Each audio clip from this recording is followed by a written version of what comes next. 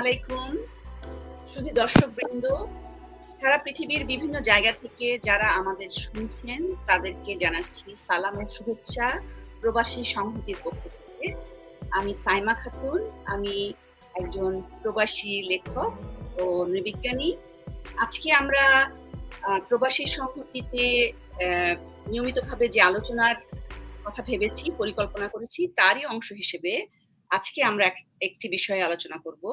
আমাদের আজকের আলোচনার বিষয় হচ্ছে কিভাবে প্রবাসীরা যে যেখানে আছেন সেখানে তার যে লোকাল রাজনীতি আছে, স্থানীয় রাজনীতি, সেখানে অংশগ্রহণ করবেন বা সেটা কতটা দরকারি, তার অবস্থাটা কেমন, এই নিয়ে আমরা আলোচনা করব। এই আলোচনার জন্য আজকে আমাদের সঙ্গে আছেন দুজন আলোচক, অধ্যাপক মোহাম্মদ নাসির উদ্দিন এবং আমাদের সঙ্গে আছেন রাশেদা আলম।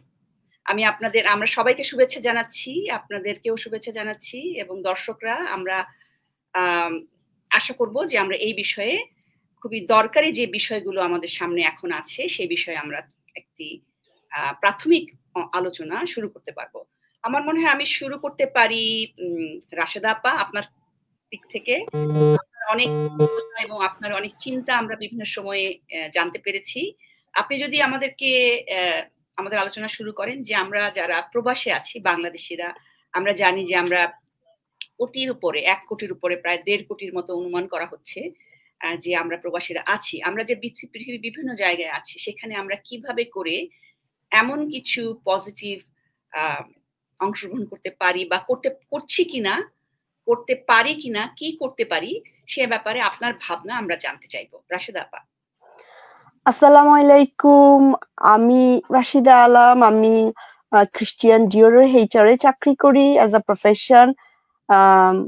17-18 বছর ধরে আছি দেশের বাহিরে, ইউকেতেই আছি।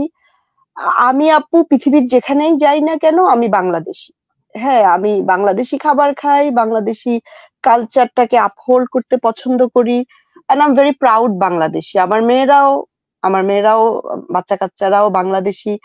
তো আমি একটা জিনিস দেখছি, আপনি যেহেতু নৃতত্ত্বের শিক্ষক, আপনি জানবেন, আমি হচ্ছি যে এলাকাতে আমি জন্মগ্রহণ করছি, where I hail from, that's my identity। হ্যাঁ, এবং ওইটাকে ধারণ করেই আমাকে সারা পৃথিবীতে ছড়িয়ে পড়তে হবে। যে কারণে আমি মনে করি যে আমি যেখানেই যে আমি আমার কালচারকে প্রমোট করি, আমার দেশ সম্পর্কে যেসব যদি কেউ কোনো ভুল ধারণা থাকে, আমার ধর্ম সম্পর্কে, আমাদের জীবন ব্যবস্থা সম্পর্কে ভুল হবে, আমি সেখানে কথা বলি। সেটা আমার কাজের জায়গাতেও বলি। আমি অক্সফামে চাকরি করতাম, আপনারা হয়তো জানেন, ইন্টারন্যাশনাল NGO। সেখানে কথা আমার খাবার নিয়ে যেত এবং আমি ওখানে খাবার খাইয়ে সবচেয়ে বেশি বন্ধুত্ব করেছি। হ্যাঁ, আমার যে এক্সপেরিয়েন্সটা, যে আপনার কালচারাল যে এক্সচেঞ্জটা, ওটা কিন্তু আমাদের দ্য হোল ওয়ার্ল্ডকেই, আমাদের এই প্ল্যানেট আর্থকেই কিন্তু এনরিচ করবে। কারণ আমরা যদি দেখি যে রাষ্ট্র, হোয়াট ইজ স্টেটের মধ্যে একটা ভূখণ্ড থাকতে হবে যেটা স্বাধীন, সার্বভৌম। ওখানে একজন সরকার থাকবেন যিনি হবেন ক্যাপ্টেন, আর ওটার প্রাণ হচ্ছে জনগণ, তারা হচ্ছে আমরা। আমাদের দেশে কি হচ্ছে না হচ্ছে, আমাদের সোসাইটিতে কি হচ্ছে না হচ্ছে, আমাদের স্ট্রং ইনভলভমেন্ট লাগবে, সেটা আমরা যেখানেই থাকি না কেন। আপনারা হয়তো জানেন একটা সময়ে সাফ্রোজেটরা তাদের জীবন দিয়ে দিচ্ছে মেয়েদের ভোটার অধিকার প্রতিষ্ঠা করার জন্য। একজন মেয়ে হিসাবে আমার জন্য ফার্স্ট থিং আমি যেটা করছি, যে ওই প্রসেশনটা যেখানে হয়েছে আমি ওই জায়গাটা ভিজিট করছি। হ্যাঁ, যে when I came to England, যে তখন কিভাবে করে তাদের উপর দিয়ে রেস করছে, তাদের উপর দিয়ে ঘোড়া দৌড়াই দিছে, তারপরে they didn't give up the rights of saying what you think is rights of saying what is good for your people, because আমরা নিজেরাই আমাদের অধিকারকে শান্তিপূর্ণভাবে বসবাস করার জন্য সরকারের উপরে, রাষ্ট্রের উপরে অর্পণ করছি। ওখানে যদি চেকস এন্ড ব্যালেন্স না থাকে, আমরা যদি না দেখি, আমরা যদি না চেক করি কি হচ্ছে, তাহলে কিন্তু আমরাই তাদেরকে সুযোগ করে দিব। আমি আমার এখানকার কথা বলি, আমাদের নদীতে, আমাদের সুয়েজে অনেক সুয়েজ ডাম্প করা হয়েছে। আমি এখানে আন্দোলন করি কারণ এই নদীতে আমার বাচ্চারা সাঁতার কাটতে যায়, আমার বাচ্চারা ক্যানোয়িং করে, কায়াকিং করে। I want clear water, I feel very involved. হ্যাঁ, আমি এগুলোতে পার্টিসিপেট করি। Same about Bangladesh. আপনারা যদি দেখেন যে আমি ফার্স্ট জেনারেশন, আমার বাচ্চারা second generation, I have got friend with third generation. Still they say they are Bangladesh. আপনারা হয়তো খেয়াল করছেন পৃথিবীর অন্য যে দেশে যান আপনাকে দুটো ফর্ম ফিল আপ করতে হবে, দুটো কলাম কোয়েশ্চেন। একটা হচ্ছে আপনার ন্যাশনালিটি আর 2 নাম্বারটা হচ্ছে আপনার এথনিসিটি।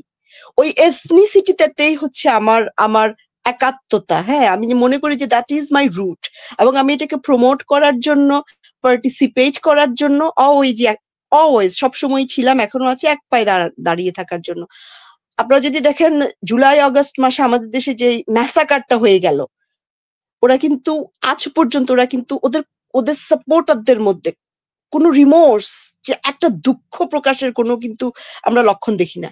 কিন্তু একটা জিনিস কিন্তু হয়েছে, তাদের মন্ত্রী যে টেলিযোগাযোগ মন্ত্রী ছিল, সে কিন্তু প্রেসের সামনে এসে হাত জোর করে প্রবাসীদেরকে বলছে আপনারা আমাদেরকে টাকা দেন, আপনারা দেশে টাকা পাঠান। যখন আমরা টাকা পাঠানো বন্ধ করে দিছি একযোগে, দ্যাট ওয়াজ দ্য, আমি মনে করি ওটা একটা পিভট মোমেন্ট, যে আমরা যে কতটা পাওয়ারফুল।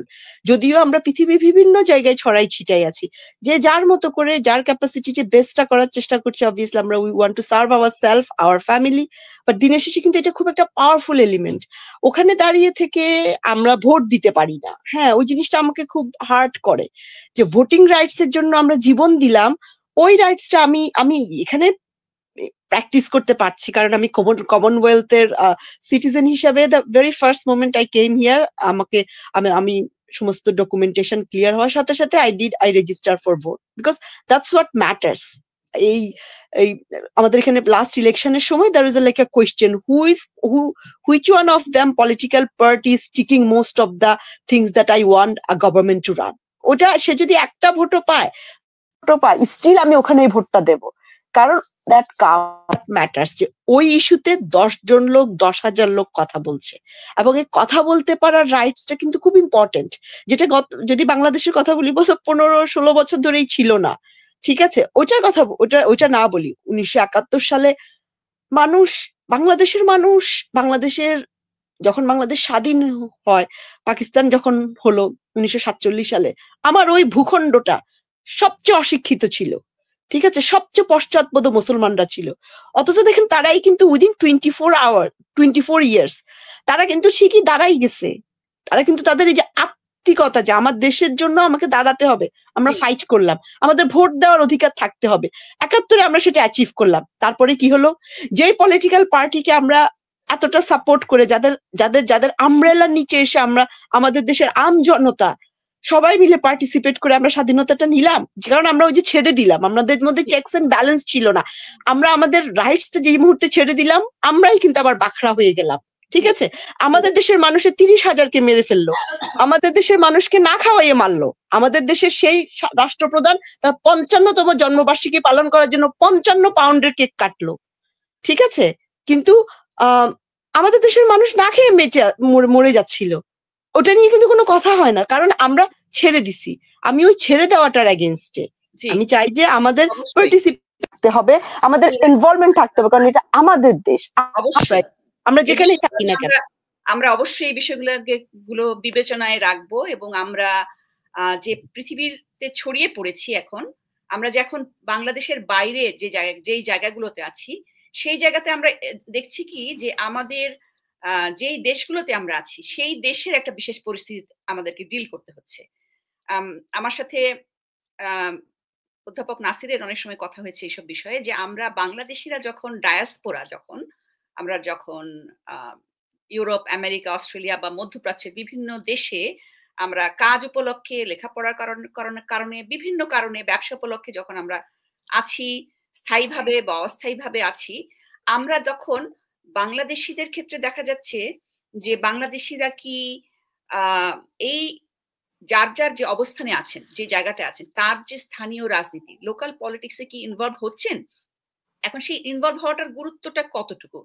আমরা দেখেছি যে বাংলাদেশ, যেমন ধরা যাক, আমি অন্যান্য দেশের চেয়ে আমি আমেরিকার কথা বলতে পারবো। আমেরিকাতে যে বাংলাদেশি কমিউনিটিদের মধ্যে দেখা যায় যে স্থানীয় রাজনীতিতে অংশগ্রহণের আগ্রহ, ইচ্ছা বা সক্রিয়তা কিন্তু খুবই কম, এবং শুধু রাজনীতি তো দূরের কথা, স্থানীয় সমাজের সাথে যোগাযোগ করার ইচ্ছাটাও কম। আমরা বাংলাদেশি, আমি এখানে বেশ অনেক বছর ধরে আছি, এখানে আমি দেখি যে বাংলাদেশিরা সাধারণত কি করে, শিক্ষিত বাংলাদেশিরা তারা তাদের একটা পেশা থাকে, একটা জব থাকে, একটা ডিগ্রি করে, তাদের ইচ্ছা থাকে আমাদের একটা বাড়ি থাকবে, গাড়ি থাকবে, আমার বাচ্চারা স্কুলে বা ভালো ইউনিভার্সিটিতে যাবে, এবং বাকি সময়টা কি তারা করছে? তারা কিন্তু তাদের বাংলাদেশী বিভিন্ন অনুষ্ঠান করছে এবং বাংলাদেশীদের সাথেই তারা মিশছে। ২১শে ফেব্রুয়ারি করছে, পহেলা বৈশাখ করছে, এরকম বা পিঠা পার্টি করছে। কিন্তু এই যেই দেশটায় নতুন দেশে তারা এসেছে, যেটাকে আমরা বলছি নন রেসিডেন্ট বাংলাদেশী, মানে তার মানে তারা আরেকটা দেশের রেসিডেন্ট। তার মানে আমরা এখন ধরা যাক আমি এখন আমেরিকার রেসিডেন্ট। তো আমেরিকার রেসিডেন্ট হিসেবে যারা আছেন তারা কিন্তু আমেরিকার রেসিডেন্ট হিসেবে তেমন কোনো রোলের মধ্যে ঢুকছেন না। ধীরে, ধীরে ঢুকছেন, ২-১ জন আছে, অল্প আছে। কিন্তু এইটা আমরা এখন অনুভব করছি যে এটা অনেক বেশি গুরুত্বপূর্ণ এই রাজনীতিতে ঢোকা। এই জন্য বিশেষ করে ধরা যাক এই মার্কিন নির্বাচন। মার্কিন নির্বাচনে আমরা যা দেখলাম, সেখানটাতে কি বাংলাদেশিরা কি খুব একটা সক্রিয় হয়েছিল? যেহেতু মার্কিন নির্বাচন হচ্ছে প্রায় পৃথিবীর বিশ্বের একটা নির্বাচনের মতো। এইজন্যে যে মার্কিন যে নীতিগুলো, রাষ্ট্রনীতিগুলো তৈরি হবে, পলিসি তৈরি হবে, সেটা সারা পৃথিবীর বিভিন্ন কিছুকে ইমপ্যাক্ট ফেলবে। ধরা যাক বাংলাদেশকে ইমপ্যাক্ট ফেলবে। কোন সরকার ক্ষমতা আসছে এটার উপরে বাংলাদেশের কি হবে, সেটার গতিপথ নির্ধারিত হবে। বাংলাদেশের সাথে অন্যান্য দেশের সম্পর্কগুলো, ধরা যাক ভারত কিংবা চীন, তাদের সম্পর্কগুলো নিয়ে ইমপ্যাক্ট ফেলবে। সেই ক্ষেত্রে আমরা দেখি অন্যান্য অভিবাসী দলগুলো, ধরা যাক ভারতীয়রা বিরাট বড় একটা নন রেসিডেন্ট ইন্ডিয়ানরা আছে, যারা আমেরিকার, মার্কিন যুক্তরাষ্ট্রের রাজনীতিতে একটা বিরাট বড় ভূমিকা পালন করছে এবং তারা অনেক বড় বড় শক্তিশালী জায়গাগুলোতে আছে। তারা ব্যবসা ক্ষেত্রেও আছে, তারা রাজনীতিতেও আছে। তো আমাদের কনসার্ন হচ্ছে এখন যে আমরা কেন, বাংলাদেশিরা কেন, নন রেসিডেন্ট বাংলাদেশিরা কেন আমেরিকার মূলধারার রাজনীতিতে আসে না, সেইটা নিয়ে আমি কথা বলতে যাব ডক্টর নাসিরের সাথে। তার আগে আমি বলছি যে শুধু কিন্তু রাজনীতি না, ধরা যাক লোকাল যে কোনো যে অ্যাক্টিভিটি গুলো আছে, ধরা যাক স্কুলে আপনার বাচ্চা স্কুলে যাচ্ছে, তো ওখানে প্যারেন্ট টিচার অর্গানাইজেশন আছে। আমি যেমন নিয়মিতভাবে প্যারেন্ট টিচার অর্গানাইজেশনে মেম্বার হচ্ছি। তো কোনো না কোনো ভাবে আপনাকে লোকাল সোসাইটির সাথে কানেকশন তৈরি করা জরুরি, কারণ আপনাকে তো এখানে বাঁচতে হবে এবং আপনার পরবর্তী প্রজন্ম তো এখানে থাকবে। তাহলে এবং সারা পৃথিবীর যে নীতি তৈরি হচ্ছে, সেখানে আপনার যে লোকাল জায়গায় অংশগ্রহণ করাটা উপরে, সেই নীতিতে আপনার কোনো না কোনো ভূমিকা রাখা সম্ভব হচ্ছে। এখন এই ব্যাপারটা নিয়ে আমরা অনেক সময় ব্যক্তিগতভাবে কথা বলেছি, পাবলিক ফোরামে আমরা আসলে প্রায় আমি দেখি নাই, আমার চোখে পড়ে নাই। আমি সেই জন্য আমন্ত্রণ জানাবো ডক্টর মোহাম্মদ নাসির উদ্দিনকে, যে আপনি যে আপনার যে অভিজ্ঞতা, আপনি যে আছেন জর্জিয়াতে এবং আপনি অধ্যাপনা করছেন, আপনার একটা বিরাট কমিউনিটির সাথে যোগাযোগ আছে, আপনি কি মনে করেন যেটা কতটা জরুরি এবং কিরকম সিচুয়েশনটাকে আপনি দেখতে পাচ্ছেন? ডক্টর নাসির। ধন্যবাদ সায়মা খাতুন, ধন্যবাদ সহ আলোচক রাশেদা, আপনাকেও। প্রথমেই আমি সবাইকে শুভেচ্ছা জানাই। আমি আটলান্টা থেকে বলছি, এখন সকাল। এটা একটা আসলে দারুণ উদ্যোগ যে আমরা এই যে বাংলাদেশি যারা প্রবাসী আছি, আমরা এই লোকাল পলিটিক্স ইনভলভ করার কথা বলছি। এই উদ্যোগ নেওয়ার জন্য প্রবাসী সংহতিকে আন্তরিক ধন্যবাদ, কারণ এটা ক্ষুদ্র প্রচেষ্টা হলো, এটা কিন্তু খুবই গুরুত্বপূর্ণ। আমি ওটাই কয়েকটা বিষয় তুলে ধরার চেষ্টা করব। প্রথমত হচ্ছে প্রয়োজনীয়তার বিষয়, এটা কেন দরকার এই জিনিসটা একটু এক্সপ্লেন করি। আমরা যেখানে যাই, আমার অভিজ্ঞতা হচ্ছে মার্কিন যুক্তরাষ্ট্র, আমি এটার কথা বলবো মেইনলি, বাট একই ঘটনা হয়তো বিভিন্ন জায়গায় ঘটবে। আর একই চেহারা দেখা যাবে ইউরোপ কিংবা মিডল ইস্ট কিংবা ইউকে, সব জায়গাতেই। সো আমরা যেখানে যাই, আমরা আসলে একটা পলিটিক্যাল স্ট্রাকচারের মধ্যে থাকি। সো এই পলিটিক্যাল স্ট্রাকচারের মধ্যেই কিন্তু আমরা এক ধরনের, আমরা ভাবি যে ওকে, আমি আমেরিকা আসছি বাংলাদেশ থেকে, সামাজিকভাবে আর্থিকভাবে আমি অনেক নিরাপদ। সো আমি এখন আমার একটু আগে সাইমা যেটা এক্সপ্লেন করলেন, যে আমরা অল্পতেই তুষ্ট থাকি এবং আমরা নিজের যে এরিয়া এর বাইরে যেতে চাই না, কমফোর্টেবল জীবনের বাইরে যেতে চাই না। কিন্তু এই স্ট্রাকচারের মধ্যেও কিন্তু আমরা কিভাবে ইনভলভ হতে পারি, সেটা আসলে কেন জরুরি। আমি বর্তমান পলিটিক্যাল অবস্থাটা বলি আপনাদেরকে, যে ট্রাম্প এখন আমেরিকার প্রেসিডেন্ট। এখানে সবার মধ্যে এক ধরনের একটু ফিয়ার কাজ করছে যে এখন এই অভিবাসী নীতি যেটা, এটা কি ধরনের চেঞ্জ হবে। এখন এটা যদি পরিবর্তন হয়, এই আমাদের যে বাংলাদেশি কমিউনিটি, এখানে অফিসিয়ালি বলা হয় যে 2,20,000 বাংলাদেশি আছে, কিন্তু এটা হয়তো আরো বেশি, 5 লাখের কাছাকাছি হতে পারে আনঅফিসিয়ালি। সো এই কমিউনিটির একটা ভয়েস তো থাকতে হবে, কারণ আজকে যদি সব দেখা যায় যে আমরা যদি সবচেয়ে বেশি ক্ষতিগ্রস্ত কমিউনিটি হই এই অভিবাসন নতুন নীতির কারণে, তাহলে এই আমাদের পক্ষে যে কথা বলবে, এই কথা বলার লোকজন আসলে কয়জন আছে? তো এটার আমি কিছু স্ট্যাটিস্টিক্স কিংবা কয়েকটা পরিসংখ্যান দেখাই। এবার ইলেকশনে মোটামুটি বাংলাদেশের 5 জন প্রার্থী তারা জয়ী হয়েছেন। এই 5 জনের মধ্যে 5 জনের নাম সহ হচ্ছে 2 জন হচ্ছে জর্জিয়া থেকে, একজন শেখ রহমান আর নাভিলা, এই 2 জন Georgia state senate. So remember, প্রত্যেকটা স্টেটে আবার একটা সিনেট আছে, যেমন ইউএস সিনেট এবং স্টেটের সিনেট আছে, তো এরা দুজনে হচ্ছে জর্জিয়া স্টেট সিনেট। তারপরে আছে নিউ জার্সির ডক্টর নুরুন নবী, উনি হচ্ছে কাউন্সিলম্যান। সো প্রত্যেকটা সিটিতে আবার একটা কমিটি থাকে, সেখানে আবার কাউন্সিলম্যান থাকে, ওরাও ইলেক্টেড হয়। তো উনি হচ্ছেন সেখানকার কাউন্সিলম্যান। তারপর আছেন মাসুদুর রহমান, উনি হচ্ছে কানেকটিকাট সম্ভবত। আর আছেন বশির আহমেদ। সো এই 5 জন। কিন্তু পেনসিলভেনিয়াতে একজন আছেন নাসির ভাই। কোথায়? পেনসিলভেনিয়া। পেনসিলভানিয়াতে জানি না এবার জিতেছেন কিনা, কারণ আমি উনি জিতেছেন কিনা এবার আমি জানি না, কিন্তু উনি ইয়ে করেছেন। এই যেটা দেখেছি যে এবার যারা জিতেছেন আর কি, উনি হয়তো আগে ছিলেন, আমি জানি যে ডেমোক্রেটের একজন আছেন ওখানে। জি।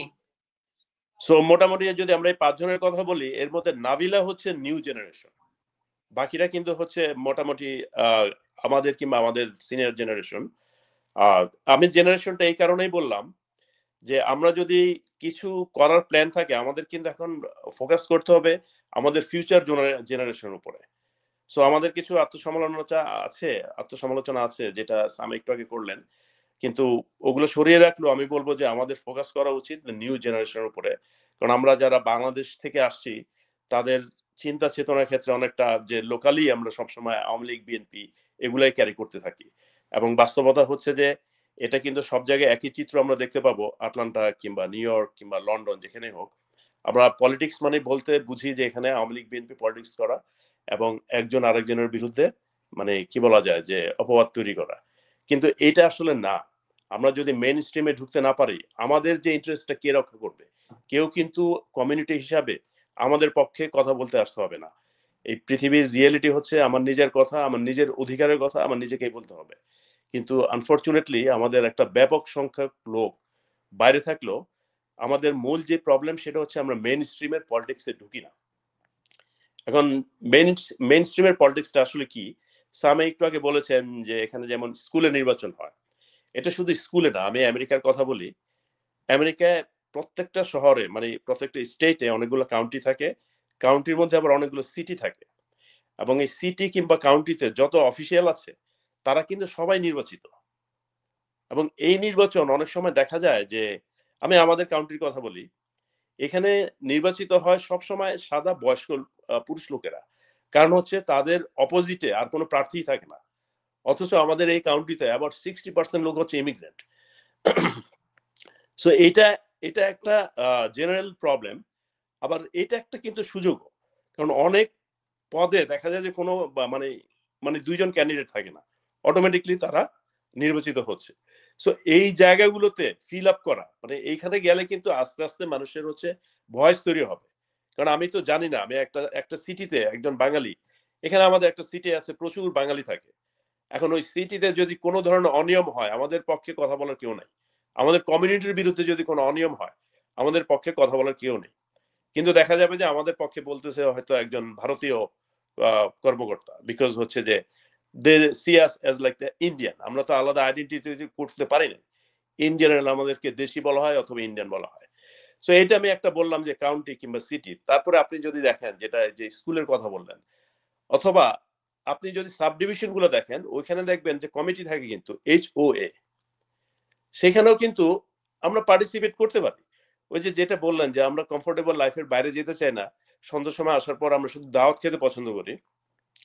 বাংলাদেশি দাওয়াত খুব হেভি দাওয়াত, এখানে প্রচুর টাইম এঙ্গেজ করতে হয়, এবং মানে রান্নার সময় অনেক সময় লাগে, আবার খাওয়া দাওয়ার সময় অনেক সময়। এই পুরো সময়টা আমরা আড্ডাবাজি করি এবং হয়তো নিজেদের বিরুদ্ধে একটা পিছিয়ে লাগি, এই কাজগুলো করতে থাকি, but this is nothing constructive. So আমি যেটা বলছিলাম যে বিভিন্ন জায়গায়, এই যে HO এর এক্সাম্পল দিলাম, কিংবা সিটি কিংবা কাউন্টি কিংবা স্কুলের যে ইলেকশন হয়, এবং সবচেয়ে ইম্পর্টেন্ট জিনিস হচ্ছে হাই স্কুল কিংবা প্রাইমারি স্কুলে নানা ধরনের ফ্রেটার্নিটি কিংবা লিডারশিপ প্রোগ্রাম থাকে। এই প্রোগ্রামগুলোতে আমরা অনেক দেশের লোকজন, স্পেশালি আমি ভারতীয়দের যেটা বলবো, ওরা যেভাবে পার্টিসিপেট করে ওদের সাধারণ ছাত্ররা, আমাদের কিন্তু ওই ধরনের মোটিভেশনটা নাই। এটা আমাদের প্যারেন্টসের দিক থেকেও আসে না এই কারণে আমরা পড়াশোনার একটা উদ্দেশ্য আমরা সেটা জানি, সেটা হচ্ছে যে এখানে একটা চাকরি নেওয়া। এই যে আমাদের মাইন্ডসেট যে শুধু আমাদের একমাত্র গোল হচ্ছে একটা চাকরি নেওয়া, এবং সেই চাকরিটার মধ্যেও যে আমার আরো ল্যাডার আছে, ওইটা করতে গেলে যে আমার আসলে এক্সট্রা কারিকুলার কিছু কোয়ালিটি অ্যাবজর্ব করতে হবে। কারণ আমরা তো একটা নতুন প্লেসে আসছি। আমার এখানে আমরা যখন এই দেশে আসি, we start from zero basically. আমি বেশিরভাগই একই গল্প যে আমরা যখন আসি আমার বাবা আমাকে $800 দিয়েছিলেন, সেটা আমি 2 মাসের মধ্যে ফেরত দিয়ে দিচ্ছি। So basically I start from zero. I don't have in home. আমি এখানকার ল্যাঙ্গুয়েজ জানি না, আমি এখানকার সংস্কৃতি জানি না, ইভেন এখানে মানুষ একজন হাই হ্যালো কিভাবে করে এইটাও আমি জানি না। So I have to start everything from zero. এখন আমি যখন কম্পিট করব, তারা কিন্তু অলরেডি অ্যাডভান্স, আমি তো লোকাল পিপলের সাথে কম্পিট করছি। সো এইটা করার জন্য আমার কিন্তু ক্যাচ আপ করতে হবে। সো তার মানে কি আমাকে এফোর্টটা আরো বেশি দিতে হবে আমি যদি সেম লেভেলে যেতে চাই। সো এই এফোর্ট দেওয়ার ক্ষেত্রে কিন্তু আমার ডিটারমিনেশন থাকতে হবে। কারণ আমি যে এই যে পিছায় আছি, আমি আমি সবসময় নাম্বার ইউজ করতে পছন্দ করি। যেমন ধরেন আমি যদি সাকসেসকে বলি 10-এর মধ্যে 8, সো আমার যে পিয়ার, আমার যে আরেকজন কলিগ, সে কিন্তু যদি আমেরিকান হয়, সে কিন্তু 10-এর মধ্যে হি স্টার্টেড অলরেডি ফ্রম 5। কারণ সে দেশের ভাষা জানে, তার এই দেশের পরিবার আছে, তার এই দেশের সংস্কৃতি জানা আছে, তার হয়তো বাড়ি গাড়ি সব অলরেডি রেডি। কিন্তু আই স্টার্ট ফ্রম জিরো। তো to reach 8, if I consider like 8 is the success of my life out of 10, so I am starting from zero, কিন্তু সে কিন্তু স্টার্ট করছে ফ্রম 5 থেকে। সো সে 3 ইউনিট করছে, কিন্তু আমি কমপ্লিটলি 8 ইউনিট কভার করতে হচ্ছে। মানে এখানে একটা পজিটিভ জিনিস আছে। পজিটিভ জিনিসটা হচ্ছে ও 3 ইউনিট করতে যে এফোর্ট দিয়েছে, আমি কিন্তু 8 ইউনিট করতে অনেক বেশি এফোর্ট দিয়েছি। সো একটা সেম লেভেলে যখন আমি যাব, তখন কিন্তু I am more matured, more experienced, because I have gone through lot of things যেটা সে আসলে করতে পারে না। So that should give me more motivation. এটাই হয়। আপনি এই জন্য দেখবেন যে ইমিগ্রেন্টরা বিভিন্ন জায়গায় সাকসেসফুল হয় বিকজ অফ দিস থিং। তাদের একটা লাইফ লং ড্রাইভ থাকে, যেটা আবার নেক্সট জেনারেশন এটা ডেক্লাইন করতে থাকে। একদম। সো এই ক্ষেত্রে আমি সবসময় যেটা বলি, take the opportunity what you find in your structure অথবা সারাউন্ডিং। সো এই জন্য একটা বড় জিনিস হচ্ছে, আমরা বড় জিনিস যেটা মিস করি সেটা হচ্ছে লিডারশিপ অপরচুনিটি। এই লিডারশিপটা হচ্ছে ভেরি কম্পিটিটিভ, এবং আমরা এটা খুব চ্যালেঞ্জিং মনে করি। চ্যালেঞ্জিং মনে করার কারণেই আমরা আমাদের কমফোর্ট লাইফে থাকতে চেষ্টা করি। আপনি দেখবেন আমাদের বাংলাদেশি কমিউনিটির লোকজন বেশিরভাগ ক্ষেত্রেই আমরা মেইন স্ট্রিমে ঢুকতে পছন্দ করি না।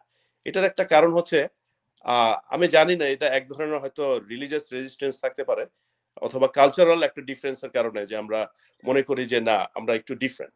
কিন্তু আমরা ডিফারেন্ট হইলো, কাজের ক্ষেত্রে তো আমরা ডিফারেন্ট না। যখন একটা আইন পাস হবে, তখন তো সবার সাথে আমিও একইভাবে অ্যাপ্লিকেবল হব।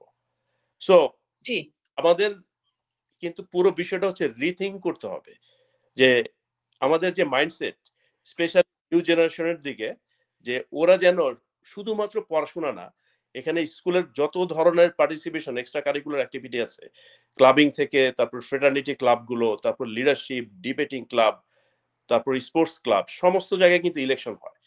এই বাইরের একটা সুবিধা হচ্ছে সমস্ত জায়গায় নির্বাচন হয়, and you have to practise, you can not do this one day. আমি প্রথমে যে 5 জনের কথা বললাম বাংলাদেশি, এর মধ্যে একজন হচ্ছে ইয়াং, উনি হচ্ছে I think like around 30 years old, Nabila. She is very promising, কিন্তু তার ব্যাকগ্রাউন্ড হচ্ছে সেই স্কুল লাইফ থেকে আসলে ইনভলভ ছিল। So you can not do just suddenly one day or 1 year, এখানে একটা লং টার্ম প্রিপারেশন লাগে। সো আমরা যদি এই কথাগুলো, এই মেসেজগুলো রিপিটেডলি বলতে থাকি প্রবাসীদের উদ্দেশ্যে, এখানে যে যেখানেই থাকি, আমাদের সুযোগগুলো নিতে হবে। আরেকটা কথা আমি বলি, সেটা হচ্ছে যে বিজনেসের ক্ষেত্রে আমরা জানি অনেকে এখানে ছোট বিজনেস করেন, কিংবা অনেকে বড় বিজনেস করেন। বিজনেসের ক্ষেত্রেও কিন্তু এখানে চেম্বার অফ কমার্স আছে বিভিন্ন জায়গায়, ওইসব জায়গায় আমরা পার্টিসিপেট করি না। আমরা বিজনেস করা মানেই বুঝি যে কিভাবে অন্য বাঙালির বিজনেসটাকে আমি ধ্বংস করে নিজে দাঁড় করাতে পারবো, মানে নিজেদের মধ্যে কম্পিটটা করার চেষ্টা করবো। কারণ আমি বাইরে গেলেই তো আমি চ্যালেঞ্জের মুখে পড়বো, I don't want to do that. কিন্তু আমাদের এই মাইন্ডসেটটা বের হতে হবে। জি নাসির ভাই, হচ্ছে জাতীয়তাবাদ। জি আমার মনে হয় যে আমি একটু এখানে আপনার এখানে আত্মসমালোচনাটাকে আমি একটু আনতে চাই। যেহেতু আমিও কমিউনিটি মেম্বার হিসেবে অনেক বছর ধরে এখন দেখছি। আত্মসমালোচনাটাকে যদি না আনি তাহলে আমরা দেখতে পাবো না বিষয়টা কি। হ্যাঁ? তো আত্মসমালোচনার জিনিসটা হচ্ছে যে আমি ধরা যাক বেশ কিছু শহরে আমার থাকার সুযোগ হয়েছে। নিউ ইয়র্ক, তারপরে হচ্ছে আটলান্টা, এখন উইসকনসিন। কানাডাতেও আমি বেশ কিছু সময় আমি মানে যাওয়া আসা করতে পেরেছি বা দেখতে পেরেছি যে আমাদের বাংলাদেশি নন রেসিডেন্ট বাংলাদেশীদের জীবনটা কেমন। তো এখানটা দেখি যে নন রেসিডেন্ট বাংলাদেশীরা এরা সাধারণত প্রথম জেনারেশন, খুব কমই দ্বিতীয় জেনারেশনের আছে।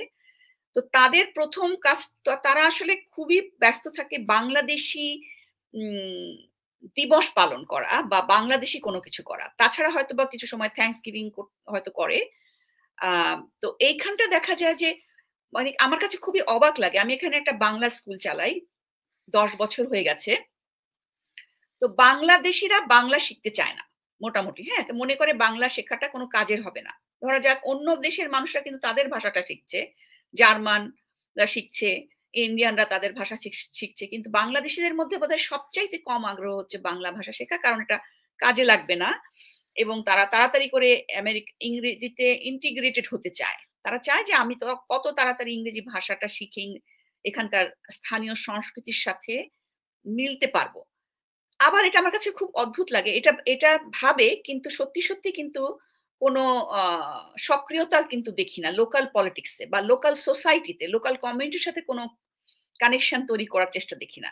সেইটা তারা করছে, বাংলা শিখছে না, ইংরেজির জন্য চাপ দিচ্ছে বা ইংরেজির উপরে মনোযোগ দিচ্ছে। মনোযোগ দিয়ে কিন্তু আবার করছে পহেলা বৈশাখ বা ধরা যাক পিঠা পার্টি বা শীতের কোনো পার্টি বা বসন্ত উৎসব। সেইটা আমি সমালোচনা করছি না, কিন্তু আমি বলছি যে ওটা একমাত্র হয়ে যাচ্ছে। তার ফলে যেটা হচ্ছে বা ওটা কেন্দ্রীয় হয়ে যাচ্ছে। তার ফলে যেটা হচ্ছে যে এখানকার কমিউনিটির সাথে যোগাযোগ করার সময় সুযোগ কমে যাচ্ছে। যেহেতু প্রবাসে আমাদের জীবন বা খুবই ক্যালেন্ডারে বাঁধা থাকে, খুবই স্কেডিউল দিয়ে বাঁধা থাকে, ডেডলাইন দিয়ে বাঁধা থাকে। যারা আমাদের কাজ করতে হয়, রাত-দিন কাজ করতে হয় ঘরে বাইরে, এবং প্যারেন্টিং এর আমাদের বিরাট বড় চাপ থাকে এবং সমস্ত কিছু নতুন স্কিল শিখতে হয়। সেটা আমি বুঝতে পারি যে ড্রাইভিং শিখতে হয়, রান্না শিখতে হয়, ট্যাক্স শিখতে হয়, নানা রকম জিনিস শিখতে হয় শুধুমাত্র সারভাইভ করার জন্যে। তারপরে প্রথমেই কিন্তু আসলে আপনার ইমিগ্রেশন প্রসেসেই একটা জীবনের বড় অংশ কেটে যায়। একটা এনার্জি চলে যায় বা জীবনের শক্তি শেষ হয়ে যায়। তারপরে যেটা থাকে তারা কিন্তু আবার বাংলাদেশী অনুষ্ঠানে খুব বেশি মনোযোগ দিতে থাকে। তার ফলে যেটা হয় যে বাংলাদেশকে ফেলে আসে, আবার বাংলাদেশকে নিয়ে চর্চা করে। এটা খুবই অদ্ভুত আমার কাছে মনে হয়। বাংলাদেশকে চায় না, বাংলা ভাষাকে চায় না। কিন্তু বাংলা অনুষ্ঠানগুলো, সাংস্কৃতিক বিষয়গুলোকে নিয়ে চর্চা করার চেষ্টা করে। যেটা হয় যে তার ফলে যেটা হচ্ছে যে এখানকার স্থানীয় জীবনধারার সাথে যোগাযোগ করা, তার মধ্যে একটা ভয়েস তৈরি করাটা খুব নেগলেক্টেড হয় এখানকার প্রবাসীরা। এটা হচ্ছে আমার আত্মসমালোচনা নাসির ভাই। আর এর থেকে আমি তার মানে এই না যে মানুষ করছে না বা করবে না। হয়তোবা আমাদের এখন আমি আগেই বলেছি যে এটা প্রথম জেনারেশন, তারপরে জেনারেশন হয়তোবা করতে থাকবে, যাবে। এর মধ্যে কিছু আমরা দেখতেও পাচ্ছি। কিন্তু আমি চাইবো যে কমিউনিটি হিসেবে যদি আমরা কমিউনিটি বিল্ড করার চেষ্টা করি এখানে দেশের বাইরে, তাহলে আমাদের উচিত হবে যে আমাদের এমন একটা ইউনিফাইং ডিভাইসিভ পলিটিক্স এর বিপরীতে একটা ইউনিফাইং এবং কমিউনিটি বিল্ডিং কিছু চিন্তা করা, প্ল্যান করা বা অ্যাক্টিভিটি করা, যেগুলো করে আমরা আমাদের কমিউনিটি হিসেবে একটা ভয়েস রেজ করতে পারি। এবং ডিভিসিভ ব্যাপারটা আমাদের জন্য অদ্ভুত, কিন্তু এখানে যে আমরা নিউ ইয়র্কে এসে আপনি দেখবেন যে আওয়ামী লীগ, বিএনপি একটা বিরাট দল হয়ে যাচ্ছে এবং জেলা ভিত্তিক হচ্ছে, সংগঠনগুলো তৈরি হচ্ছে, তারা একটা কিছু অ্যাক্টিভিটি করছে, তারা পিকনিক করছে। কিন্তু এগুলো আমরা বুঝি যে সার্ভাইভ করার জন্য প্রয়োজন আছে, তাদের এক ধরনের যোগাযোগ করার প্রয়োজন আছে। কিন্তু এখন সময় এসেছে আমাদের এটা নিয়ে চিন্তা করা, বিশেষ করে যেহেতু আমরা অনেক নতুন রকম অভিজ্ঞতা ফেস করছি। একটা অভিজ্ঞতা হচ্ছে যে আমরা এবার যে জুলাইয়ের অভ্যুত্থান, এবার আমরা দেখলাম যে প্রচন্ড রকমের ভারতীয় প্রোপাগান্ডার আমরা সম্মুখীন হয়েছি। এটা this is something very important, we have to address ইট। আমাদেরকে চিন্তা করতে হবে সিরিয়াসলি, এবং আমরা কিভাবে করে এখানে ইম্প্যাক্ট ফেলতে পারবো। আপনারা হয়তো ভাবতে পারেন যে নাসির ভাই একটা সংখ্যা দিলেন যে 2 লাখের উপরে মাত্র, এটা একটা সংখ্যা, এই সংখ্যা দিয়ে আমরা কিভাবে কি করতে পারবো। কিন্তু আসলে কিন্তু যখন একটা কমিউনিটি তাদের বিভিন্ন জায়গায় ফ্লারিশ করে, তখন সংখ্যাটা আসলে অত বেশি সংখ্যার বাস্তবতার বাইরে যাওয়া সম্ভব হয়। কারণ আমরা যদি রাজনীতিতে, তারপরে ব্যবসা ক্ষেত্রে, তারপরে বিভিন্ন রকমের জায়গায় চাকরির ক্ষেত্রে, স্কুলে বা স্থানীয় কমিটির ক্ষেত্রে কোনো ভূমিকা রাখতে পারি, ভয়েস হতে পারি, তখন হবে কি সংখ্যা নিয়ে মানে বিচলিত হওয়া যাবে না। ফিয়ার অফ স্মল নাম্বার বলে একটা কথা বলেছেন অর্জুন আপ্পাদ রায়, যে এখনকার যে মডার্ন পলিটিক্স, ডেমোক্রেটিক যে সিস্টেম এসেছে গত কয়েকশো বছর ধরে আমরা আছি পৃথিবীতে, তখন মানুষের কি হচ্ছে, সংখ্যা লঘু হওয়ার একটা ভয় আছে, যে ফিয়ার অফ স্মল নাম্বার, কারণ আমার সংখ্যা কম থাকলে আমি ভোটের রাজনীতিতে পিছিয়ে যাব। কিন্তু দেখেন যে পৃথিবীতে এই আধুনিকতা আসার আগে কিন্তু মানুষ স্মল নাম্বার থেকে অনেক বড় বড় জিনিস করেছিল। ধরেন মুঘলরা যখন ভারত শাসন করতো, তখন মুঘলরা কিন্তু সংখ্যালঘু ছিল, হ্যাঁ। কিংবা ধরেন ব্রিটিশরা যখন বিশ্ব শাসন করলো, ব্রিটিশরা তো সংখ্যালঘুই ছিল। তো সুতরাং আমরা ওই সংখ্যালঘু হওয়ার ভয়টাকে যদি আমরা ট্রান্সেন্ড করতে পারি এবং আমরা যদি পজিটিভলি পার্টিসিপেট করতে পারি, তাহলে সেটা আমাদের জন্য কাজের হবে। কতগুলো প্রশ্ন আমি দেখছিলাম যে আমরা কিভাবে করতে পারি। যেমন উদাহরণ, কিছু অনেকগুলো উদাহরণ কিন্তু নাসির ভাই দিলেন, আমি কিছু উদাহরণ দিতে চাই। যেমন আমি কি করেছি, আমি করেছি কি একেবারে প্রাইমারি থেকে, আমার বাচ্চার এলিমেন্টারি থেকে প্যারেন্ট টিচার অর্গানাইজেশনে কিন্তু অনেকগুলো থাকে, মানে তখন আমার আসলে তেমন কিছু পার্টিসিপেট করার সুযোগ ছিল না, আমি নিজেও শিখছিলাম এই সমাজটা কেমন, সেটা আমাকেও কিন্তু ইমপ্রুভ করতে সাহায্য করেছে, মানে এই সমাজটাকে সমাজে দাঁড়াতে সাহায্য করেছে। কারণ প্যারেন্ট টিচার অর্গানাইজেশনে ওখানে একটা হয়, একটা রেস প্রতিযোগিতা হয়, কালার রান, হ্যাঁ, সেই কালার রানে আমি কিন্তু একবার কনভেনার হলাম।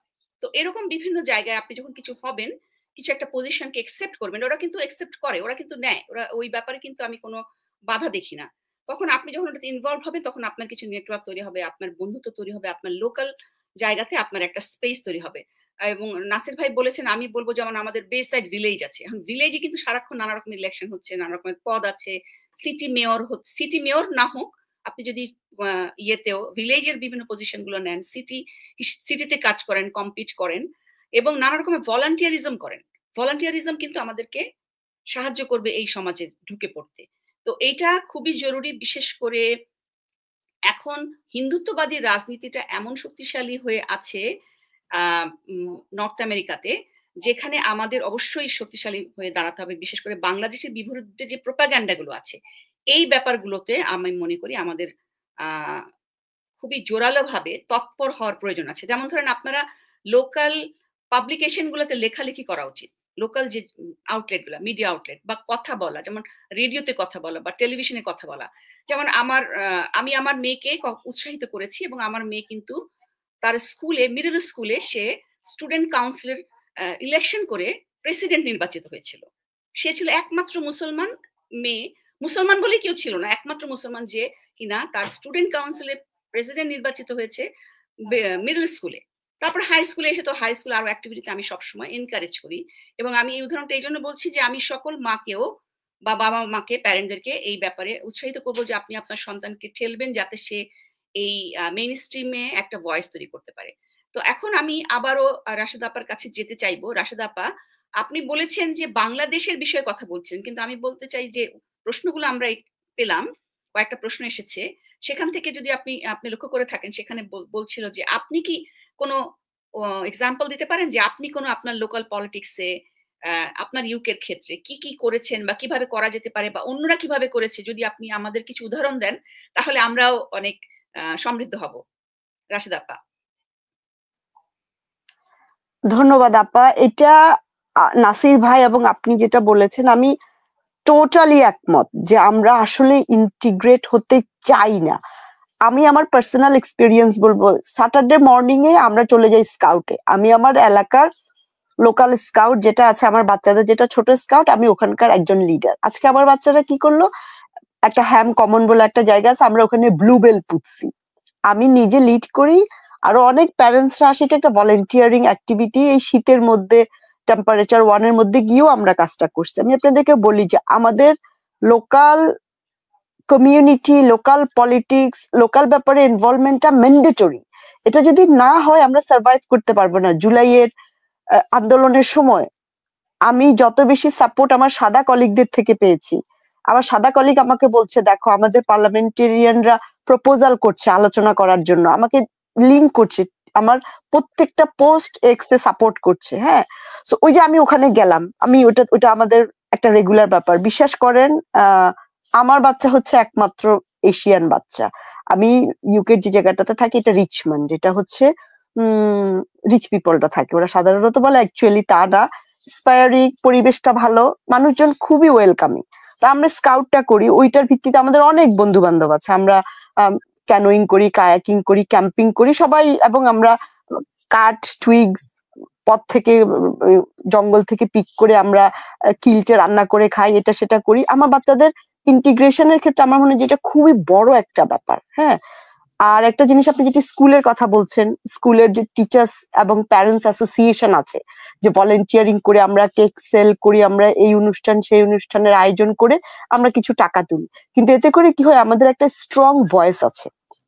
আমি যে জায়গাটাতে থাকি এখানে যেহেতু বাংলাদেশি খুবই কম, আমি খুব ইনভলভ হই, আমি পছন্দ করি, কারণ আমি আউটগোয়িং গেল। তারপরে এই যে বললো আমাদের লোকাল, আমাদের নদীতে সুয়েজ ডাম্প করা হয়, আমি থেমসের ঠিক পাড়েই থাকি। তো আমরা এটা নিয়ে আন্দোলন করছি। ওখানে যখনই সেন্ট্রাল লন্ডনে ওরা আন্দোলন করছে, পিটিশন করছে বা কোনো মুভমেন্ট করার জন্য চেষ্টা করছে, সবসময় আমি পার্টিসিপেট করি। আমি আই টেক ওনারশিপ, বিকজ আমি এখানে থাকি, এটা আমার দেশ, আমার বাচ্চাদের দেশ। আর বাচ্চাদেরকে ইনভলভ করার ক্ষেত্রে যেটা আমি বলছি, আপনি যেটা বললেন এটা খুবই ইম্পর্টেন্ট। বাচ্চারা কিন্তু প্যারেন্টসদের থেকে দেখে শিখে।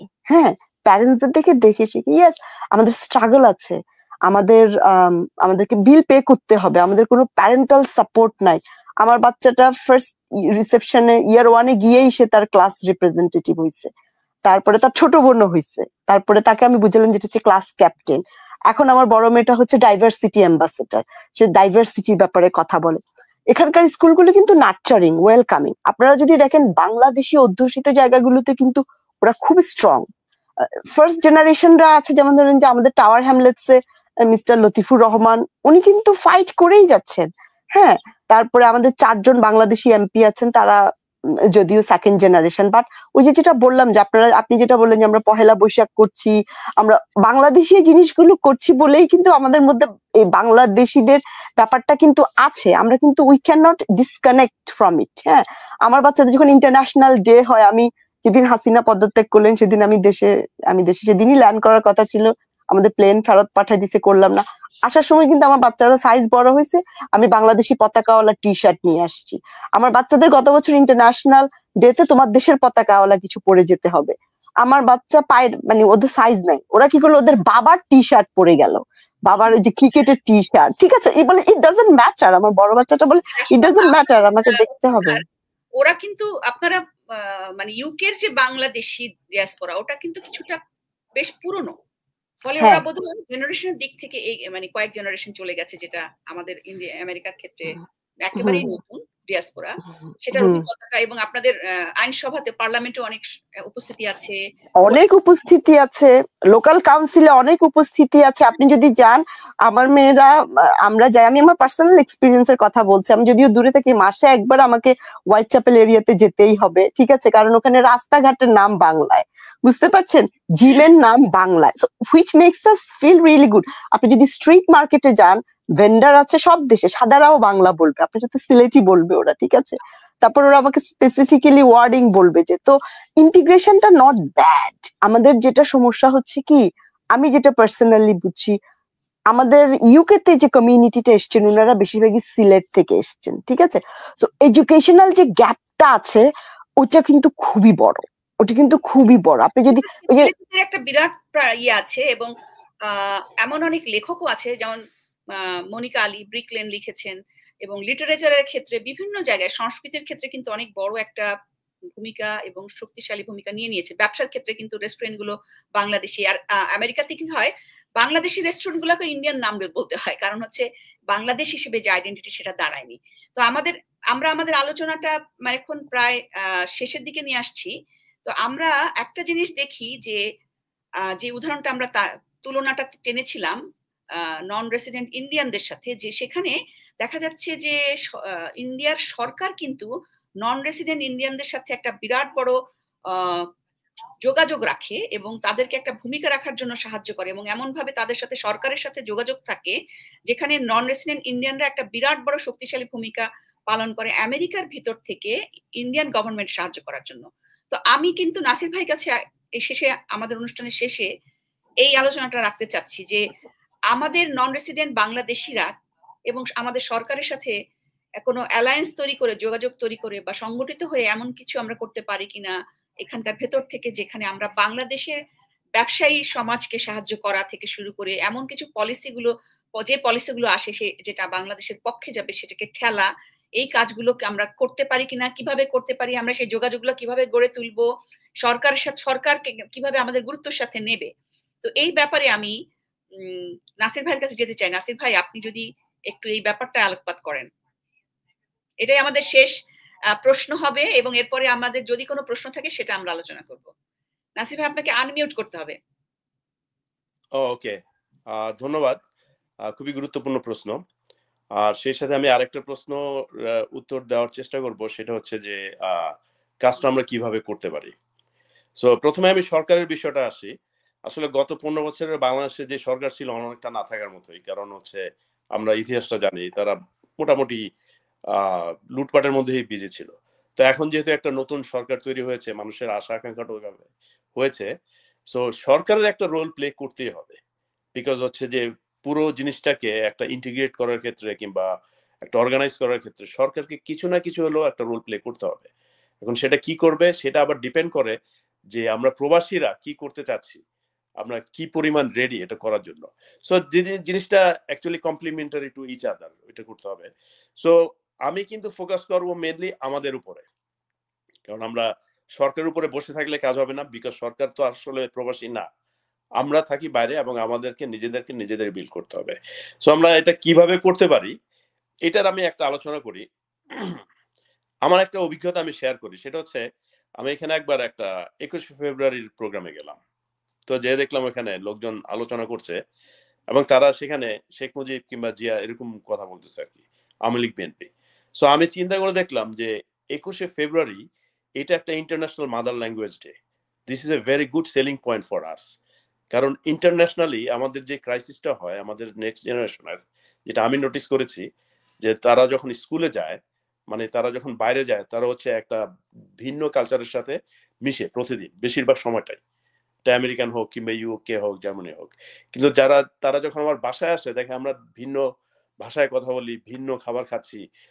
এই যে একটা ডিফারেন্স অবস্থা, তাতে আমার মনে হয় যে এক ধরনের কমপ্লেক্সও তৈরি হয় যে নিজের আমরা এরকম না কেন, মানে আমাদের প্যারেন্টস এরকম না কেন, কিংবা আমাদের কালচারটা এরকম না কেন, এটারে আমরা কিভাবে কম্বাইন করতে পারি। এটার একটা বড় জায়গা হচ্ছে যে আমরা ইন্টারন্যাশনালি কি কি আছে আমাদের, যেটা আমাদেরকে প্রাউড করে, ওই জিনিসগুলোকে হাইলাইট করা। ফর এক্সাম্পল, আমি যেটা বললাম যে 21শে ফেব্রুয়ারি, এটা কিন্তু আমাদের যে new generation, not only them, আমরা আমাদের এখানে আমেরিকা হোক, মিডল ইস্ট হোক, ইউরোপ হোক, এটা আমরা শেয়ার করতে পারি, hey we are the ownership of this thing. এই যে টুডে ইজ 21st ফেব্রুয়ারি, এটা আমি সবসময় করি কলিগদের সাথে। কিন্তু এটা যদি আমরা ম্যাস ভাবে লোকাল অডিয়েন্সকে টার্গেট করে যে this is our proud thing, এইটা একটা করতে পারি। তারপর আমি আরো কিছু এক্সাম্পল দিব। একটু আগে ফুডের কথা হলো, আমি ডেফিনেটলি জানি, নট অনলি বিকজ আমি বাংলাদেশি, আমাদের খাবার কিন্তু ভারতীয় যে কোনো খাবারের চেয়ে অনেক বেটার, কিন্তু সেলিং এর দিক থেকে আমরা ভেরি পুয়ার। আমাদের খাবার ভারতীয় খাবার হিসেবে বিক্রি করতে হয়, মানে বিক্রি না, আই মিন জাস্ট বিক্রি না সেটা না, মানে প্রোপাগান্ডা যেটা, ওটার কথা বলছি আর কি। কারণ ফুড কিন্তু একটা বিশাল ব্যাপার যে কোনো কালচারেই, কারণ মানুষ বেঁচে থাকে ফুডের জন্য।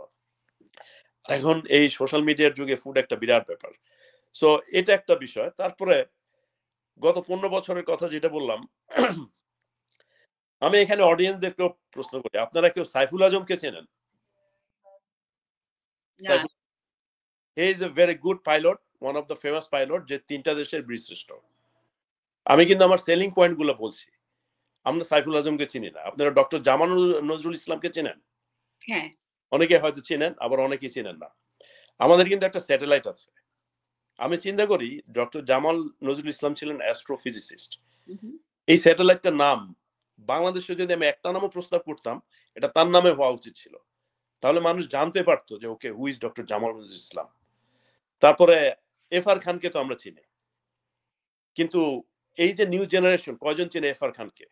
বাংলাদেশে গত 16 বছরে যে কোনো সেক্টরে আমরা একটা নামই শুনেছি এবং চিনতে পেরেছি। He is the biggest scientist, Mujibur Rahman, biggest astrophysicist, everything everything everything. এগুলো একটা জাতিকে আরো পিছনে টেনে নেওয়ার জন্য এনাফ। কারণ আমরা একটা জাতি হিসেবে আমাদের অর্জন কি, এই জিনিসগুলোকে আমাদেরকে হাইলাইট করতে হবে। এটা আমাদের নেক্সট জেনারেশনকে প্রাউড করবে, hey we have something to prove, show that we are also a participant of the, we are vocal in this internationally. জি নাসির ভাই, আপনার এই ঘটনাটা শুনে আমি একটু বলতে চাচ্ছি যে আমাদের যে বাংলা, আমরা এখানে উইসকনসিন একটা বাংলা স্কুল চালাই অক্ষর, তো সেখানে আমরা যেটা করেছি, যেহেতু ওই যে হেরিটেজ নিয়ে একটা সমস্যা, যে বাংলাদেশে তার সে বাড়িতে একটা তার ভাষা আছে, তো এটা নিয়ে বাংলাদেশিদের মধ্যে একটা প্রবণতা হচ্ছে কত তাড়াতাড়ি সে বাংলাটা না বলবে। এটা কিন্তু রিয়ালিটি, হ্যাঁ, ইমোশনাল জায়গা না। আমি বলছি যে রিয়ালিটিটা হচ্ছে যে আমার বাচ্চা যে বাংলাটা জানেন, একটা কবিতা আছে না যে আমার জানেন দাদা, আমার বাচ্চার বাংলাটা ঠিক আসে না, হ্যাঁ, আমার ছেলের বাংলাটা ঠিক আসে না। এটা কিন্তু রিয়ালিটি, হ্যাঁ, এটা কিন্তু ইমোশনাল জিনিস না। এখন হচ্ছে কি, আমরা বাংলা স্কুলে করতে গিয়ে যখন আমরা দেখলাম যে অন্যান্য হেরিটেজ ল্যাঙ্গুয়েজ স্কুল আছে, বাংলা তো না, এখানে কয়েকশো হেরিটেজ ল্যাঙ্গুয়েজ আছে আমেরিকাতে, হ্যাঁ, পৃথিবীর এমন কোনো দেশ নাই যেখানকার মানুষ আমেরিকাতে আসেনি, এবং এখানে কয়েকশো হেরিটেজ ল্যাঙ্গুয়েজ স্কুলগুলো কিন্তু তার হেরিটেজ ল্যাঙ্গুয়েজ গুলোকে চর্চা করে, এবং সেখানে সেই অভিজ্ঞতা থেকে আমরা দেখলাম যে হেরিটেজ ল্যাঙ্গুয়েজ বাড়িতে থাকা কোনো বাচ্চাকে আসলে বাইলিঙ্গুয়াল ব্রেইন হওয়া আসলে তাকে আরো বেশি শক্তিশালী করে। তখন আমরা বাংলাদেশি প্যারেন্টদেরকে এটা যখন প্রচার করছি যে বাইলিঙ্গুয়াল ব্রেন, একটা বাংলা ইংরেজি শেখাটাই তার জন্য সবচেয়ে বড় শক্তিশালী। ইংরেজি কিন্তু আমেরিকাতে সবাই শিখবে, ইংরেজি শেখাটা আসলে কঠিন না, কঠিন হচ্ছে আরেকটা ভাষা শেখা। তো সেইটা যখন আমরা দেখালাম, এবং আপনি যেটা বলছেন যে আন্তর্জাতিকভাবে খ্যাতি সম্পন্ন কোন কোন বাংলাদেশিরা আছে, বাংলাদেশিদের কি কি অবদান ছিল মানে বৈশ্বিক প্রেক্ষিতে, সেটাকে যখন আমরা তুলে ধরলাম, আমরা লিস্ট তৈরি করলাম যে আন্তর্জাতিকভাবে খ্যাতিমান পরিচিত বাংলাদেশি কারা, সেটা দেখালাম, এবং তারা তোমার রোল মডেল হতে পারে। ধরা যাক খান একাডেমির সালমান খান, হ্যাঁ, ধরা যাক উদাহরণ হিসেবে বলছি, তো সালমান খানের টিউটোরিয়াল পড়ে পড়ে যখন সব বাচ্চারা লেখাপড়া করছে, তখন তাদেরকে জানাতে হবে এটা কিন্তু বাংলাদেশি, হ্যাঁ, ও কিন্তু ফার্স্ট জেনারেশন বাংলাদেশি। তখন এভাবে করে তারা এক ধরনের আত্মমর্যাদা খুঁজে পাচ্ছে। তার মানে হচ্ছে কি, আমরা এই কমিউনিটিকে নতুন করে আইডেন্টিটি খুঁজে দিতে হচ্ছে। মানে আমরা আইডেন্টিটিটা তৈরি না, যেহেতু এটা একটা ভলাটাইল, একটা ফ্লুইড জিনিস। আমরা অর্ধেক বাংলাদেশে, আমাদের এক পা আমাদের এখানে, তো আমাদের আসলে আমাদের বাড়ি কোথায় সেটা নিয়ে আমরা সবসময় একটা ইয়ের মধ্যে থাকি, কনফিউশনের মধ্যে থাকি। ফলে আমরা যে ফর্ম করছি নতুন আইডেন্টিটি, সেই নতুন আইডেন্টিটি ফরমেশনের সময় আমি মনে করি মার্কিন যুক্তরাষ্ট্রের ক্ষেত্রে আমাদের কিছু ভূমিকা পালন করতে হবে। তো আমরা অন্যান্য দেশেরও অভিজ্ঞতাগুলো শুনতে চাইবো। এখানে জার্মানির ভূমিকা নিয়ে কথা বলার জন্য আছেন আমাদের একজন জার্মান প্রবাসী বাংলাদেশি জাকারিয়া আছেন। আমি জাকারিয়াকে চাইবো, জাকারিয়া কি আছেন? আপনি জার্মানির অভিজ্ঞতা যদি বলতে চান, জার্মানির পার্সপেক্টিভ থেকে। আপু, জাকারিয়া ভাই আস্তে আস্তে আমি একটা জিনিস বলি, আপনারা হয়তো জানেন ইউটিউবের ওয়ান অফ দ্য প্রতিষ্ঠাতা জাওয়াদ করিম কিন্তু বাংলাদেশি, এবং ইংরেজি ছিল অফিসিয়ালি তার থার্ড ল্যাঙ্গুয়েজ। তার মা জার্মান, বাবা বাংলাদেশি, সে জার্মান শিখে এবং সে কিন্তু একটা ইম্পর্টেন্ট টাইম বাংলাদেশে থাকে, এবং অনেক মানুষই কিন্তু সেটা জানে না। আপনি যে এফআর খানের কথা বললেন, আমাদের এখানকার স্কুলগুলো কিন্তু খুব প্রমোট করে নিজের কালচার। আমার মেয়ে ক্লাস 2 তে এফআর খানের ওই যে টাওয়ারটা ককশিট দিয়ে বানিয়ে ওইটা লিখে নিয়ে গেছে, সে ফার্স্ট প্রাইজ পাইছে। যে স্টেম সাবজেক্টে তোমার দেশে কারা ছিল, বিশ্বাস করেন যে তারপরে বাংলা অনুষ্ঠান হোক, ইংরেজি অনুষ্ঠান হোক, তারা হেরে গলায় বাংলা গায়। তারপরে আমি বলি বাংলা গান গাইতে হবে তোমাদের, ওটা হচ্ছে প্যারেন্টসদের মধ্যে। আমাদের এখানে কিন্তু খুব প্রমোট করে। আমার মেয়ে যখন অনেক বেশি সাদাদের সাথে আমরা মিশি, যখন ওরা বলে যে কালচার, বলে আমাদের কালচারে তো কিছু নাই, আমরা তো ব্লেন্ড কেন, আমাদের ফুড ব্লেন্ড, আমরা ফিশ এন্ড চিপস খাই, তোমাদের সবকিছু এত নাইস কেন? ঠিক আছে, এই যে আমাদের হচ্ছে কমিউনিকেশন করতে হবে, আমরা যে করতে পারি না ওটা থেকে আমাদেরকে বেরিয়ে আসতে হবে। আমি যেটা অ্যাড করলাম, আপনাদের সাথে কথা বলে মনে হলো যে ইউকে তে এরা বেশ ওয়েলকামিং, এবং we are in way better position, হ্যাঁ, তুলনামূলক ভাবে। যে আপনাদের মানে শিল্প সাহিত্যে কিন্তু চলে আসছে, বা ইউনিভার্সিটিগুলোতে অনেক প্রফেসর আছে বাংলাদেশি, বা অক্সফোর্ড কেমব্রিজে কিন্তু বাংলাদেশি অলরেডি আগেও ছিল, এখনো অনেকেই আছেন। তো এখানকার যে জায়গাগুলোতে, সেই জায়গাগুলোতে বাংলাদেশিদের অবস্থান অপেক্ষাকৃত দুর্বল, যেটা আমাদের এখনকার উদ্দেশ্য হচ্ছে সেই দুর্বলতাটাকে কাটিয়ে ওঠা, আরো সক্রিয় হওয়া এবং নিজেদেরকেও তৈরি করা, এবং আগামীতে আমাদের যে প্রজন্মকে আমরা গড়ে তুলছি তাদেরকে তৈরি করা, যাতে আমরা একটা শক্তিশালী ভয়েস হতে পারি। ছোট ছোট কমিউনিটি কিন্তু অনেক জায়গায় অনেক গুরুত্বপূর্ণ। ধরা যাক ইন্ডিয়াতে পার্সি বলে একটা কমিউনিটি আছে, যারা কিন্তু পুরো আমেরিকার, ইন্ডিয়ার ইকোনমির মানে সবচেয়ে বিজনেস বড় লোকদের মধ্যে তারা আছে। তারা ওই বড়লোক হলে যেটা হয় যে তারা টাকাটা তাদের কন্ট্রোলে থাকে, ব্যবসা তাদের কন্ট্রোলে থাকে, তখন তারা রাজনীতিকে নানাভাবে নিয়ন্ত্রণ করতে পারে। তো এখন জাকারিয়া যদি থেকে থাকেন, জাকারিয়া বোধহয় নেই, তো ঠিক আছে, আমরা হয়তো সামনে জাকারিয়ার কথা শুনবো। আমরা আপাতত 50 মিনিট আমাদের হয়ে গেছে। আমার মনে হয় আমরা যদি শেষ কিছু থাকে আমরা সেটা কথা বলতে পারি। জি নাসির ভাই। বেশ কিছু আলোচনা হলো, ভালো আলোচনা, বা আত্মসমালোচনা কিংবা কাইন্ড অফ ডিরেকশন যে কি করতে হবে। কিন্তু সবচেয়ে জরুরি যেটা, এমনকি বাংলাদেশের বর্তমান যে পরিস্থিতি এবং গ্লোবাল পরিস্থিতি, এগুলো সব কিছু চিন্তা করলে আমাদের আসলে ঐক্যবদ্ধ থাকা উচিত, এবং সেই টোটালি নিজেদের অস্তিত্ব রক্ষা কিংবা নিজেদেরকে আরো সামনে নিয়ে যাওয়ার জন্য আমাদের ইউনিফাইড হওয়ার কোনো বিকল্প নেই।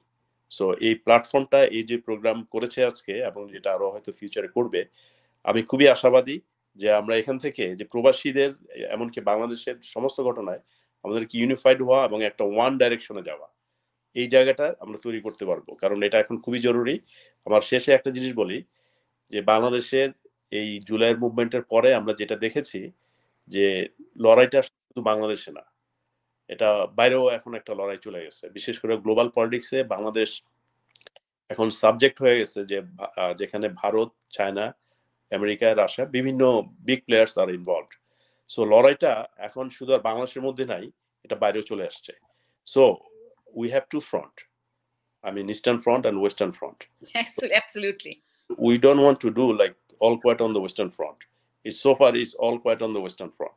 কিন্তু আমরা কিন্তু এখানে মনে রাখতে হবে, we are fighting in the Western Front, and আমাদের প্রতিদিনই নিজেদেরকে তৈরি করতে হবে এটার জন্য। একদম একদম অবশ্যই। আমাদের এখন আমাদের অনুষ্ঠানের শেষ পর্যায়ে চলে এসেছি। আমি বলবো যে আমাদের যে এখন নতুন যে টেকনোলজি গুলো আছে বা নতুন যে সম্ভাবনাগুলো আছে, সেগুলোকে ব্যবহার করে আমাদের পক্ষে কিন্তু এখন আরো সংহতি গড়ে তোলা একটা সুযোগ আছে, কমিউনিটিকে বিল্ড করার একটা সুযোগ আছে। এই যে যেমন ধরেন আমরা কথা বলতে পারছি বিভিন্ন দেশের, এটা কিন্তু হয়তো বা 10 বছর আগে এত সহজ ছিল না। তো আমি এই আলোচনাটাকে আমরা নিশ্চয়ই অব্যাহত রাখবো, এবং প্রবাসী সংহতি যারা অনেক পরিশ্রম করে এই আলোচনাটার আয়োজন করছেন এবং সামনে আরো আলোচনা আয়োজন করবেন, তাদের সবাইকে ধন্যবাদ জানাচ্ছি। যারা এতক্ষণ ধরে আমাদের এই অনুষ্ঠান শুনেছেন, তারা যদি আমাদের সামনে কোনো পরামর্শ দিতে চান, তাদের চিন্তা ভাবনা থাকে, আমাদের এই অনুষ্ঠানে আসতে চান, দয়া করে আমাদের সাথে যোগাযোগ করবেন। আপনাদের সবাইকে শুভেচ্ছা জানিয়ে আজকের মতো আমাদের আলোচনা এখানেই শেষ করছি। আমাদের আলোচক রাশেদা আলম ইউকে থেকে জয়েন করেছেন, ডক্টর নাসির উদ্দিন জর্জিয়া থেকে জয়েন করেছেন, আমি সাইমা খাতুন, আমি এখানে উইসকনসিন থেকে ছিলাম।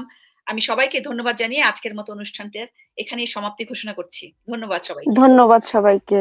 ভালো থাকবেন। খোদা হাফেজ।